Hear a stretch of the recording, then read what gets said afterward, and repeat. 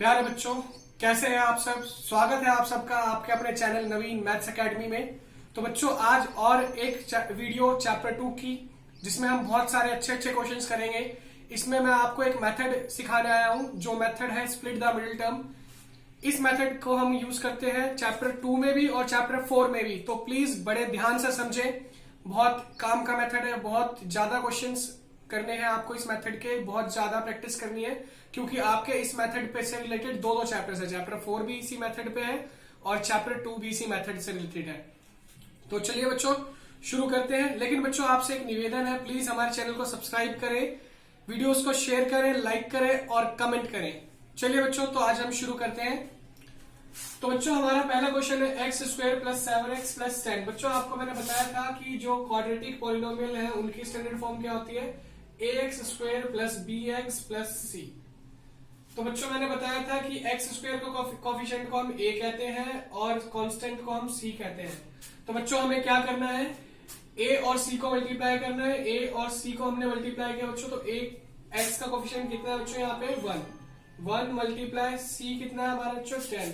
तो कितना है बच्चों 10। इस 10 के हमें फैक्टर बनाने हैं बच्चों। तो 10 के हमने फैक्टर बनाए बच्चों, तो 1 10 जा 10, 2 5 जा 10, 3 के टेबल में नहीं आएगा, 4 के टेबल में नहीं आएगा बच्चों, 5 के टेबल में 5 2 जा 10 और 10 1 जा 10। बच्चों, यही फैक्टर बनेंगे इसके। तो बच्चों, एक बार हम सभी फैक्टर्स को ऐड करके देखेंगे और एक बार सभी फैक्टर्स को सब्ट्रैक्ट करके देखेंगे। हमें बच्चों ये लाना है उससे ऐड और सब्ट्रैक्ट करने से कि हमारा b आ जाए। ठीक है बच्चों, तो b कितना है हमारा 7, तो हमें ऐड करके या सब्ट्रैक्ट करके 7 आना चाहिए। तो बच्चों, जब हमने इनको ऐड किया तो 11 आएगा, इनको ऐड किया तो हमने बच्चों 7 आएगा। तो ये हमारा फैक्टर नहीं हो सकता बच्चों, ये हो सकता है, इसकी पॉसिबिलिटी है बच्चों। इन दोनों को सब्ट्रैक्ट किया बच्चों कितना आएगा 3, ये भी नहीं हो सकता बच्चों। इसको सब्ट्रैक्ट किया कितना आया बच्चों 9, ये भी नहीं हो सकता। तो बच्चों, हमें हमारा पेयर मिला क्या 2 and 5। तो बच्चों, हमें प्लस का ही 7 लाना है, तो 2 और 5 को हम डायरेक्टली जोड़ दे तो हमारे पास 7 आ जाएगा बच्चों। तो चलिए बच्चों, तो इसके दो पार्ट हो गए बच्चों, X square plus 2x plus 5x plus 10 equals to 0। बच्चों, यहाँ पे कॉमन निकालना है आपको और यहाँ पे कॉमन निकालना है। तो यहाँ पे आप देखें तो बच्चों कॉमन क्या है, सिर्फ x को कॉमन निकाल लिया बच्चों, तो एक x बाहर गया तो एक x बच गया, और ये वाला x बच्चों बाहर ले गए हम कॉमन, तो बच गया सिर्फ 2। कॉमन निकालना एक्चुअल में क्या होता है बच्चों, कॉमन निकालने का मतलब है हम उससे उसको डिवाइड कर रहे हैं, जो हम कॉमन निकाल रहे हैं उससे इसको डिवाइड कर दो। आप x कॉमन निकाल रहे थे, इसको x से डिवाइड कर दिया तो बच्चों x बच गया, इसको x से डिवाइड कर दिया तो 2 बच गया। यहाँ पे बच्चों दोनों में कॉमन क्या है बच्चों 5, तो 5 अगर हम कॉमन निकाल लें तो क्या बच जाएगा बच्चों x प्लस 2 इक्वल्स टू 0। तो बच्चों, हमारा एक फैक्टर क्या है x प्लस 5 और दूसरा फैक्टर क्या है बच्चों x प्लस 2। तो बच्चों, आपको समझ में आ गया होगा ये क्वेश्चन। चलिए बच्चों, ऐसे ही हम सेकंड क्वेश्चन करते हैं। तो बच्चों, मैं इस क्वेश्चन को इरेज कर रहा हूं, आप एक बार नोट डाउन कर लीजिए, फिर मैं इरेज कर देता हूं। क्वेश्चन इरेज कर रहा हूं, अब हम अपना सेकंड पार्ट करेंगे। सेकंड पार्ट को करते हैं स्टैंडर्ड फॉर्म से, इसको कंपेयर करें बच्चों, तो ax square plus bx plus c equals to 0। तो बच्चों, a की जगह पे आप क्या बढ़ पा रहे हैं 3 और c की जगह पे क्या बढ़ पा रहे हैं बच्चों 2, 3 2 जा 6 बच्चों। लेकिन आप जब इसके फैक्टर बनाओगे 1 6 जा 2 3 जा 3 2 जा और 6 1 जा, तो आपको तो 2√6 कभी नहीं मिलेगा बच्चों। 2√6 किसी में भी नहीं मिलेगा। इसको जोड़ोगे बच्चों 7 आएगा, इसको जोड़ोगे 5 आएगा, इसको घटाओगे बच्चों 1 आएगा, इसको घटाओगे 5 आएगा। ये चारों ही फैक्टर्स नहीं है, तो क्या बच्चों ये स्प्लिट द मिडिल टर्म से नहीं हो पाएगा बच्चों। ऐसा नहीं है, हम कुछ फैक्टर्स नहीं लेते, जो फैक्टर्स अब हमें यूज करने हैं, रूट में भी फैक्टर्स होते हैं बच्चों, वो फैक्टर्स यूज करने हैं। तो इस 2√6 को बच्चों ध्यान से देखो, तो ये आपको क्या दिखेगा √6 प्लस √6, तभी तो बनेगा बच्चों 2√6। तो यानी कि √6 को जब आप √6 से मल्टीप्लाई करोगे तो क्या बन जाएगा बच्चों √6 की पावर 2, और पावर 2 से स्क्वायर कट जाएगा बच्चों। देखो 6 भी आ गया हमारा, और जब हमने √6 और √6 को ऐड किया तो बच्चों 2√6 भी आ गया। तो हमारे क्या बने बच्चों इसके parts, 3x square minus √6x minus √6x plus 2 equals to 0। बच्चों, मैंने माइनस के √6 को क्यों लिया, क्योंकि माइनस माइनस ऐड हो गई, तो बच्चों माइनस आएगा। ठीक है बच्चों, यहाँ पे हम कॉमन निकाले बच्चों, तो यहाँ पे आपको कॉमन निकालना बहुत डिफिकल्ट लग रहा होगा। एक्स कॉमन निकाला बच्चों, क्या एक्स के अलावा कुछ और कॉमन है? तो बच्चों यस, एक्स के अलावा और भी चीजें कॉमन है। यहाँ पे √3 भी कॉमन है। ऐसा क्या बच्चों, 3 को कैसे क्या लिख सकता हूँ बच्चे? √3 इंटू √3 लिख सकता हूँ ना बच्चों मैं। क्यों? क्योंकि √3 की पावर 2 होगी, पावर 2 से स्क्वायर से रूट कट जाएगा और वापस वो 3 बन जाएगा। तो बच्चों हम 3 को ऐसे लिख सकते हैं √3 इंटू √3। और बच्चों √6 को क्या लिख सकता हूँ बच्चों मैं? √6 को लिख सकता हूँ क्या? √3 इंटू √2। तो ये बच्चों √3 इंटू √2 करोगे तो क्या बनेगा? ये वापस 3 इंटू 2 √6 बनेगा ना बच्चों। तो इन दोनों में कॉमन क्या है बच्चों? √3। तो अगर हमने √3x को कॉमन निकाल लिया बच्चों तो क्या बचेगा?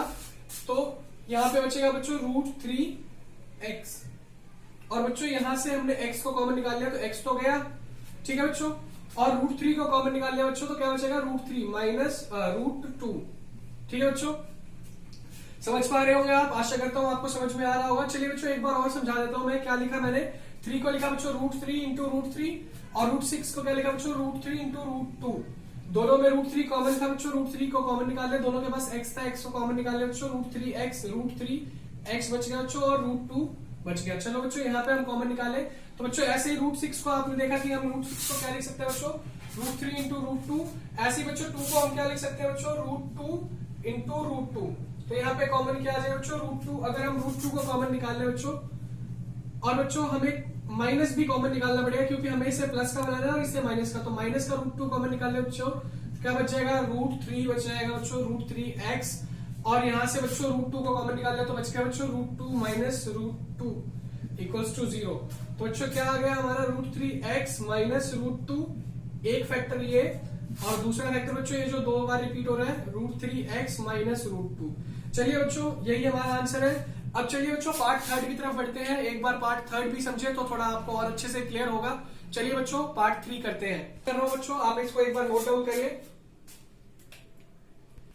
तो चलिए बच्चों अब हम अपना 3rd क्वेश्चन करते हैं। बच्चों इसको ax² plus bx plus c से आपने कंपेयर किया तो आपने क्या देखा बच्चों? a की जगह कितना है 6 और c की जगह कितना है बच्चों 2। कितना आ गया बच्चों? 12।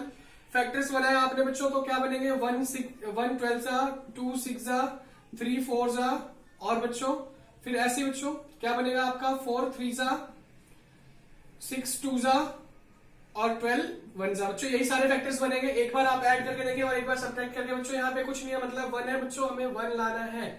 ठीक है बच्चों, तो इन्हें ऐड किया बच्चों 13 आएगा, ये नहीं है। इन्हें ऐड किया 8 आएगा, ये नहीं है। इन्हें ऐड किया बच्चों 7 आएगा, ये भी नहीं है।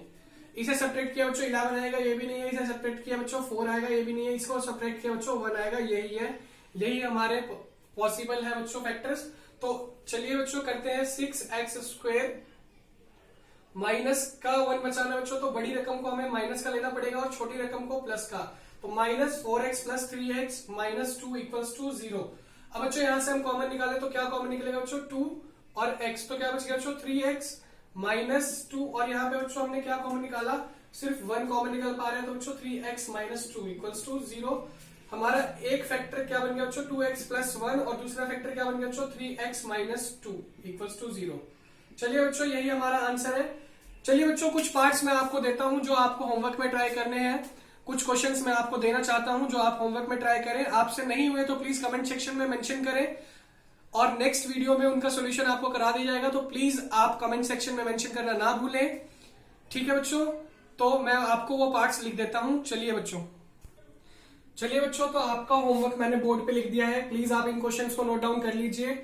आशा करता हूं बच्चों आज की वीडियो में आपको बहुत अच्छे से समझ में आया होगा और अगर आपको किसी प्रकार का डाउट होगा तो प्लीज आप कमेंट सेक्शन में मेंशन करेंगे।